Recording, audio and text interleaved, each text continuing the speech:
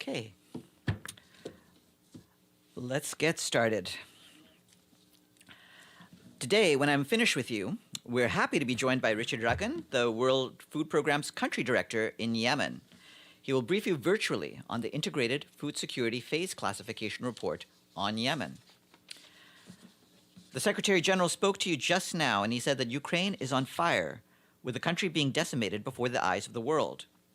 With millions of people in Ukraine facing hunger and dwindling supplies of water and medicine, he announced that the United Nations will allocate a further $40 million from the Central Emergency Response Fund to ramp up vital assistance to reach the most vulnerable. The Secretary General also announced today the establishment of a global crisis response group on food, energy, and finance in the UN Secretariat to deal with the larger implications of the conflict on the wider world. The Deputy Secretary General will lead an interagency steering committee with partners to oversee this effort.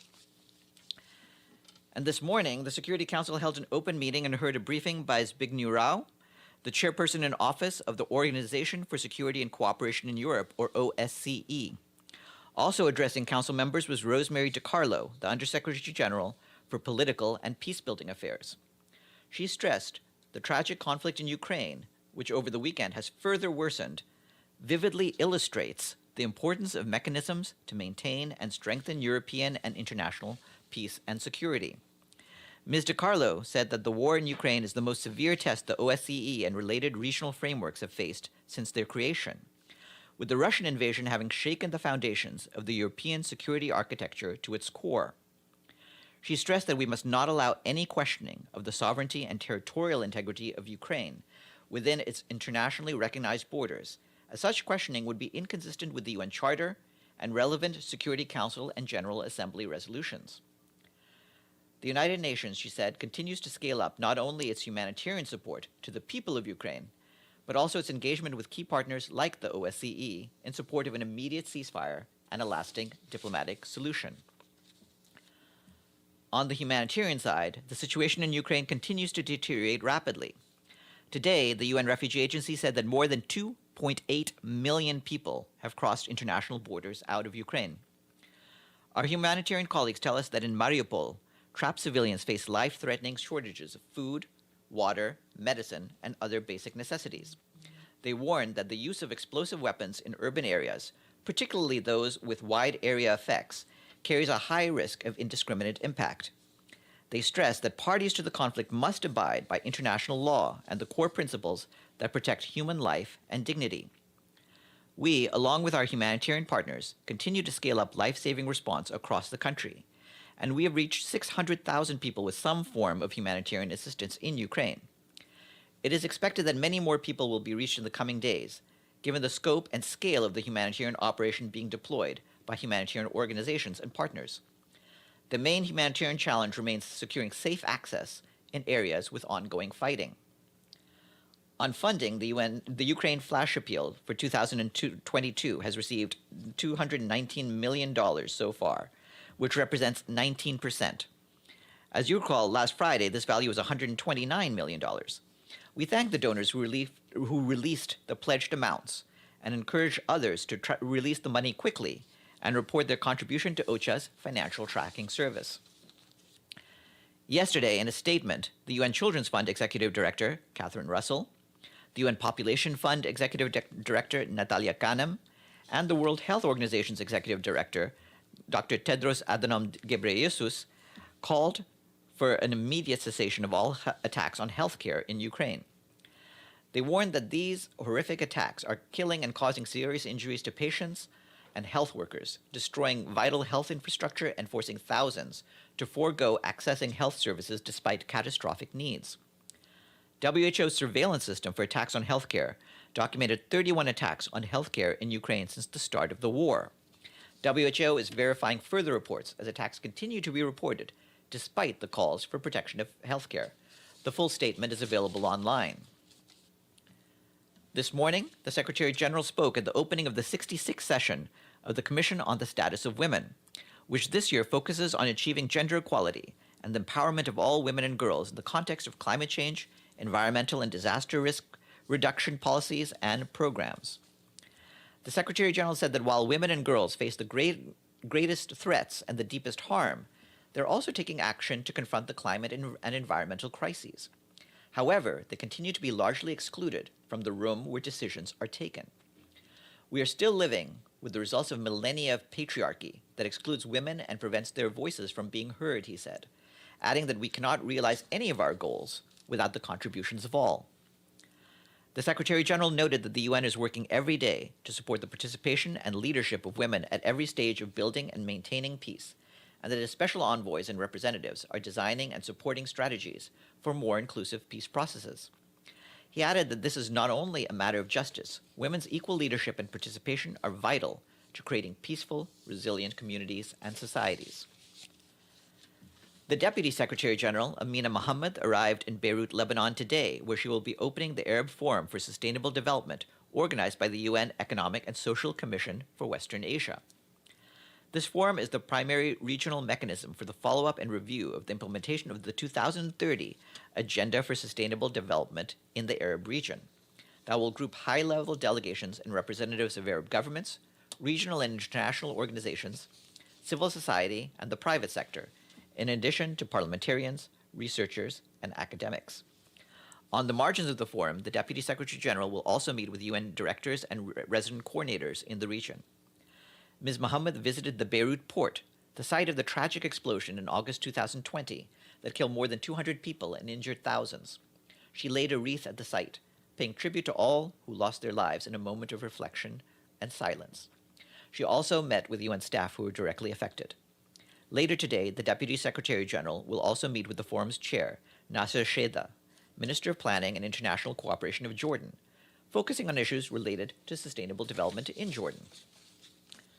On the 16th of March, the Secretary General will convene with the President of Switzerland and the Foreign Minister of Sweden a high-level pledging event for the humanitarian crisis in Yemen. UNHCR Special Envoy Angelina Jolie will also join the virtual gathering. Ms. Jolie recently traveled to Yemen to draw attention to the devastating impact of the war. The event is an opportunity to demonstrate that the world has not forgotten Yemen, even as other crises are demanding global attention. We call on all donors to pledge generously and to disperse funds quickly. Right now, severe funding shortages are forcing programs that millions of people rely on for their survival to scale down or close altogether.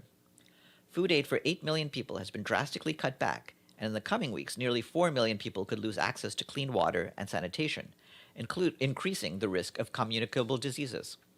And over 1 million women and girls stand to lose access to emergency reproductive health and health programs that address gender-based violence. To emergency reproductive health or programs that address gender-based violence.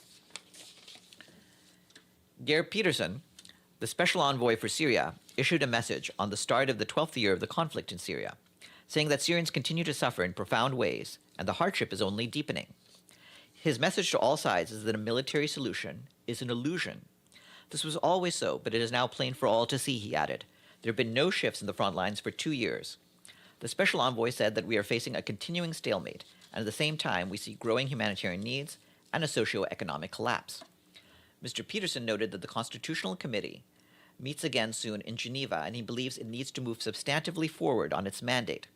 He reiterated his belief that a series of reciprocal confidence-building measures in Resolution 2254 could be implemented in parallel, step for step.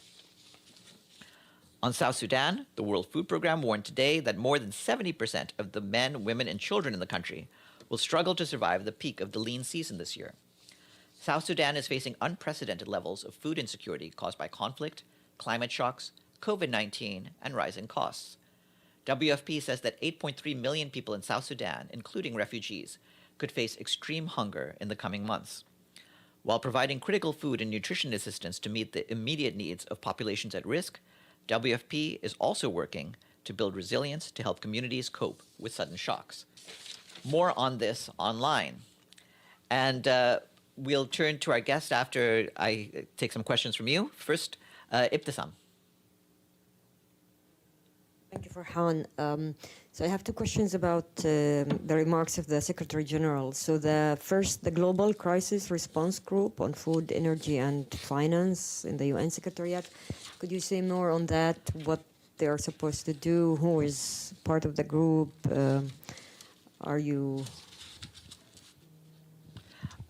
Yes. What I can say on that is of course, we've just announced this, but the point of this group is to deal with the response to the various additional problems that the world has faced. As he pointed out, the effects of COVID, the impacts of climate change, the impact on drought, the consequences created by the rising price of the cost of food. Now that, for example, the key things that are produced in Russia and Ukraine, including wheat and sunflower oil, will be going up, and so all of this will have an impact on the development of other countries, and on indeed whether societies in the wider world can manage the shocks that have been created by this particular conflict. So this group will comprise officials from around the UN system. There will be an interagency steering committee that brings together all of the agency's funds and programs, and the Deputy Secretary General, Amina Mohammed, will chair that. And at this stage, of course, we've only just announced this, but as he pointed out, in the coming days, he'll consult with member states about what sort of global emergency response can be executed to carry to respond to the various shocks that the system, that the world system has gone in. As you know, we live in a very interconnected and globalized world, and so any sort of conflict of this nature will have ripple effects everywhere.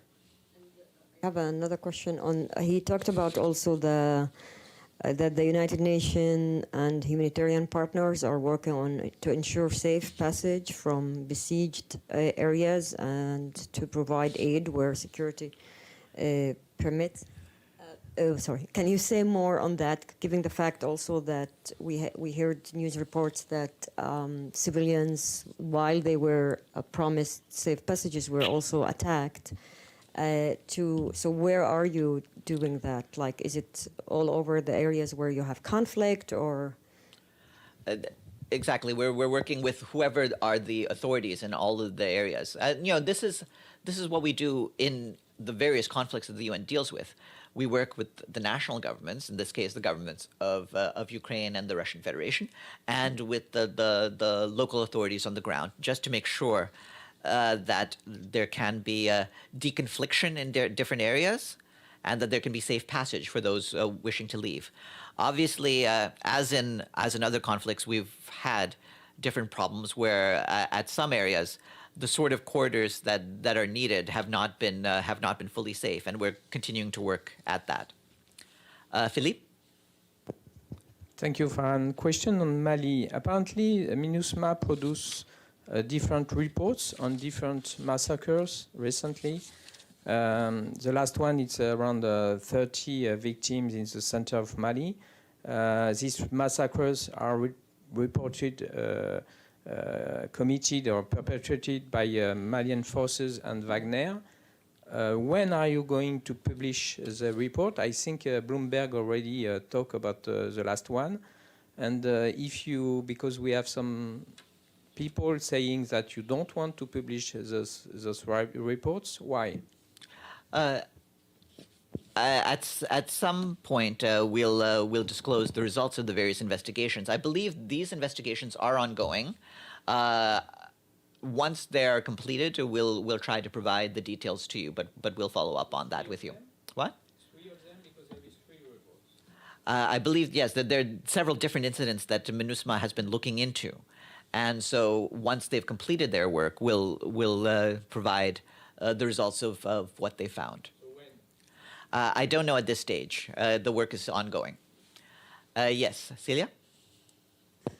Farhan, how many people are part of the UN mission in South Sudan? I'd like to know the number. And how come, since the mission has been established a long time ago, the situation is not getting better? Well, the first question of yours is a factual question, so I'm trying to see whether my colleagues can help me out on that. But for the second part, the simple answer is, unfortunately, there continues still to be a lack of political will to finish off the processes that the comprehensive peace agreement had set up. There had been some progress in halting the worst of the fighting that South Sudan saw in the immediate aftermath of the conflict. But ultimately, all of the process of the peace agreement needs to be followed through. I believe Nicholas Haysom, the head of the South Sudan mission, briefed the Security Council on this a week ago, and I'd refer you to his briefing. But his basic point is that although there have been improvements, we still need to complete this process, and the leadership on all the various sides of the conflict need to go ahead and follow through. Ultimately, the people of South Sudan need the peace and the progress that was promised to them at independence, and that cannot happen until this process is complete. Mr. Badi. Oh, okay, one more from you, and then. Yeah, I have another question. It has to do with the Ukrainian refugee. When they arrive in Poland, I heard that for example, those who have family in the US, it's extremely difficult for them to get a visa or to even know where to go to get help. Do you know something about it? Is the US accepting refugees from Ukraine? And how can they do to get a visa? Well, we encourage all governments to do what they can to take in the people who have been forced to flee this conflict in Ukraine.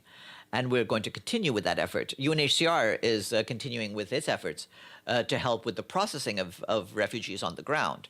Ultimately, these decisions will need to be taken by all the member states. And as you know, different member states have different policies on how many visas they're willing to put out. But we continue to urge them, as the Secretary General did just now. He welcomed the generosity of nations, but we are encouraging them to do more because the needs are immense, and we've been clear that this is one of the largest numbers we've seen of people leaving, and they need to have a place to go. By the way, in answer to your question about how many people we have in the UN mission in South Sudan, there's almost 20,000 peacekeepers serving with the UN mission in South Sudan. Mr. Badi. Thank you, Farhan. As you know, Ukraine and Russia send a lot of wheat outside to the world. There are indications that because of the conflict, some African countries will undergo famine. Do you know which one of these countries are most likely to do so? Well, it's difficult to predict at this stage which ones, but the Secretary General just now talked about the problems. He said that food, fuel, and fertilizer prices are skyrocketing, supply chains are being disrupted, and the cost and delays of transportation of imported goods are at record levels. And grain prices have already exceeded those at the start of the Arab Spring, about 14, 15 years ago. And the FAO has placed its global food price index at its highest level ever. So this is what the Secretary General said is the problem we face, and that is why he announced today the creation of a global crisis response group on food, energy, and finance. And so it will explore those issues, and we'll see which countries need the most help. Yes. As you know, a lot of political leaders are mediating or trying to mediate the conflict between Russia and Ukraine. And some observers are wondering why the Secretary General has not launched active mediation effort. Well, the Secretary General has been in touch with countries to see what role we can play. And he just mentioned that he was in close contact with a number of countries, including China, France, Germany, India, Israel, and Turkey. And you've seen the readouts we put out in recent days of his phone calls to, among others, the Prime Minister of Israel and the Prime Minister of Turkey. And so he is following with all of those countries that can play helpful intermediary roles.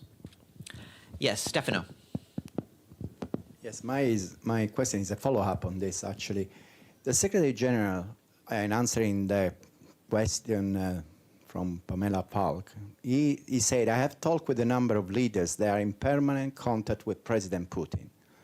But the question was if he had talked directly with President Putin. So my question is, why he didn't do that yet?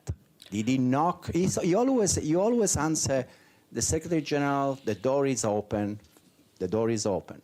But did he knock on President Putin's door and that door stayed closed, or he didn't?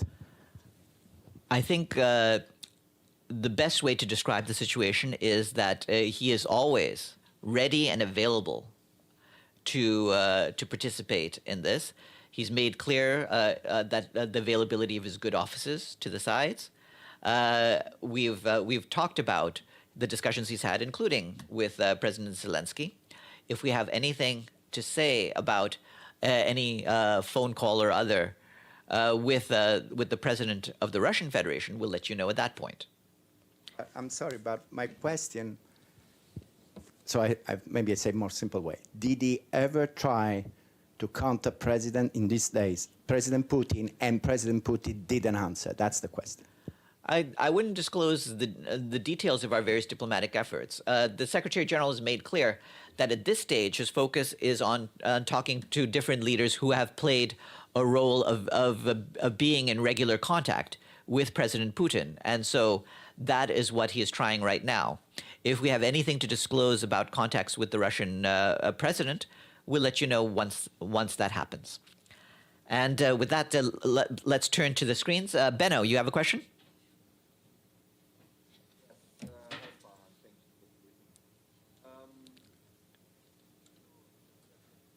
I can't quite hear you.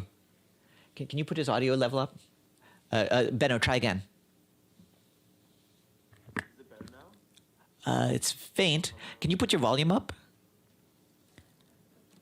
I don't think so. I will text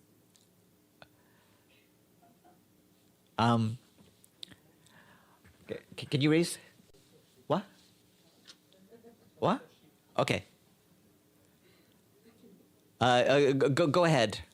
Can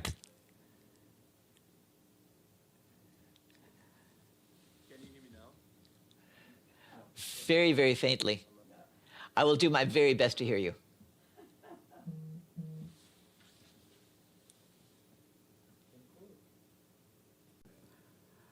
Yes, yeah, exactly. Please text me your question. In the meantime, James Reinl. Yeah, testing. Can you hear me? Fine. You're also faint, but I can hear you a little bit better. Maybe just Okay, enunciate. I'll speak loudly. It's a really simple question. You've mentioned the Yemen donor pledging conference this week. Is there a number, a fundraising target? How many millions of dollars are you guys looking for? Thanks.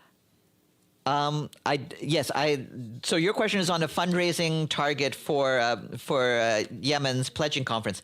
I don't have that to share right now, but the pledging conference is the day after tomorrow, and by then I think we should be able to better spell out what our targets are.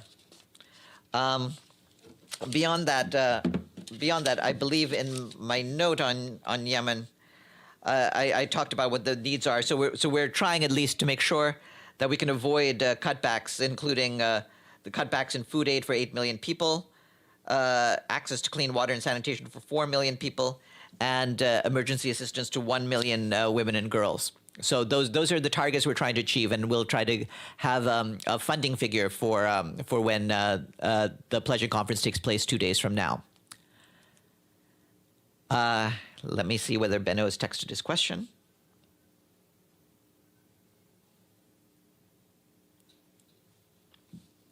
Okay, so Benno asks, the Secretary General said that a nuclear conflict is now in the realm of possibility. In the last weeks, he used the word inconceivable for this. So there's a change of tone. What made him change his tone? I'd have to say that what made the Secretary General change his tone on this is the developments that we've seen. There have been worrying developments on the ground, and we want to make sure that there's no action taken that will escalate the situation further. There has been a worrisome sign that every now and then, that whether by error or otherwise, an escalation could happen that we would think of as, in the best of all possible worlds, unimaginable. So let's see whether this can be avoided, and we're doing our best from our standpoint to de-escalate the situation. And with that, let me turn to our guest.